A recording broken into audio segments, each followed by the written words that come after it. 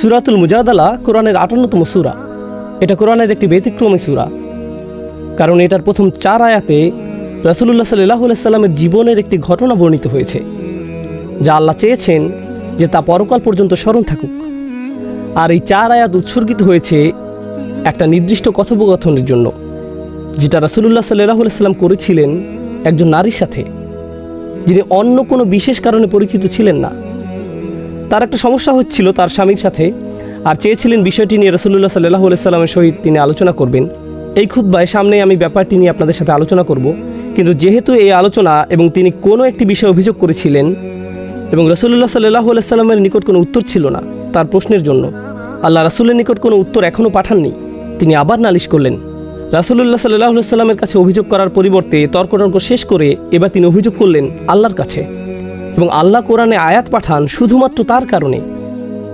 এবং অনেক বছর পর যখন রাসূলুল্লাহ সাল্লাল্লাহু আলাইহি সাল্লাম দুনিয়া থেকে বিদায় নিয়েছেন, একবার উমর ইবনুল খাত্তাব রাদিয়াল্লাহু আনহু, যিনি ছিলেন রাষ্ট্রের প্রধান, বলতে পারেন বর্তমানের হিসেবে তিনি ছিলেন রাষ্ট্রপতি, আর তিনি তার দলবল নিয়ে ভ্রমণ করছিলেন, যেখানে সকল প্রকার রক্ষীরা ছিল, যেমনটা বর্তমানে রাষ্ট্রপতি ভ্রমণ করে আর রাস্তায় শোভাযাত্রা হয়, আশেপাশে রক্ষীরা থাকে এবং তাদের সাথে গুরুত্বপূর্ণ ব্যক্তিবর্গ থাকে। অনেকগুলো গাড়িতে মনে হয় যেন গাড়ির ট্রেন রাস্তা দিয়ে যাচ্ছে, এবং অবশ্যই তাদের বরাদ্দ থাকে নির্দিষ্ট সময় এবং কোথাও তাদের পৌঁছতে হবে।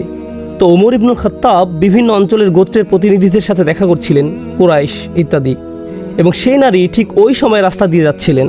এটা রাসূল সাল্লাল্লাহু আলাইহি সাল্লামের মৃত্যুর কয়েক বছর পর। তো তিনি রাস্তা দিয়ে যাচ্ছিলেন, এমন সময় বললেন, ইয়া উমর। উনি তাকে শুধু ওমর বলেই সম্বোধন করলেন। ডাক শুনে ওমর রাদিয়াল্লাহু আনহু তার কাফেলা থামালেন, তার দলবলকে থামতে বললেন। অফিসিয়ালি সরকারি ভ্রমণ যেটা, তিনি তার ঘোড়া থেকে নামলেন, নিচে নামলেন এবং তিনি তার সাথে কথা বলা শুরু করলেন। আর সেই নারী তার উপর চিল্লাতে লাগলেন। তিনি বললেন, আমি তোমাকে তখন থেকে জানি যখন তারা তোমাকে ওমায়ের বলে ডাকত। অন্যভাবে বললে ওমায়ের মানে ছোট ওমর, মানে আমি তোমাকে জানি একদম ছোটবেলা থেকে। আর তিনি তাকে উপদেশ দিতে লাগলেন, তোমার আল্লাহকে ভয় করা উচিত। এখন তো তুমি বড় হয়ে গেছো, রাষ্ট্রের কাণ্ডারি হয়েছো, তুমি তো এখন আমিরুল মুমিনিন। সর্বদা আল্লাহকে ভয় করো, সব সময় আল্লাহকে স্মরণ করো। তিনি তার সাথে 1 ঘন্টার উপর কথা বললেন। তিনি ওমরকে লেকচার দিচ্ছেন রাস্তার উপর, ঠিক একই জায়গায়। আর ওমরের সেই দলবল, রক্ষীরা, অন্যান্য প্রতিনিধিগণ, তারা শুধু দাঁড়িয়ে আছে, অপেক্ষা করছে যতক্ষণ না তার শেষ হয়, অথচ ওমর একটি কথাও বলছেন না। আর যখন মহিলাটি শেষ করলেন, তিনি চলে গেলেন। ওমর বললেন, চলো আমরা যাই। তার কয়েকজন দেহরক্ষী তার কাছে আসলেন এবং বললেন, ইয়া আমিরুল মুমিনিন, মা রাআইনা মিসলাল ইয়াউম। আমরা এমন দিন আগে কখনো দেখিনি, আমি এমন কিছু আগে দেখিনি। আপনি এনাদের সবাইকে, এই সকল ভিআইপিদের থামিয়ে রাখলেন বিল আজুজ, এই বৃদ্ধা নারীর জন্য, ওনার জন্য আপনি থেমে গেলেন। এবং ওমর বললেন, এই নারী যখন তিনি অভিযোগ করেছিলেন, তার সেই অভিযোগ 7 আসমানের উপর থেকে শোনা হয়েছিল। আর আল্লাহ এই নারীর জন্য কোরআনের আয়াত নাজিল করেন। যদি উনি সারা রাতও আমার সাথে কথা বলতেন, আমি এখানেই দাঁড়িয়ে থাকতাম। যদি পরের দিনও উনি আমাকে রেখে দিতে চাইতেন, আমি এখানেই দাঁড়িয়ে থাকতাম। শুধুমাত্র তখনই আমি যেতে পারতাম যদি তিনি আমাকে নামাজের জন্য যেতে দিতেন। শুধুমাত্র তখনই আমি তাকে ছাড়তাম।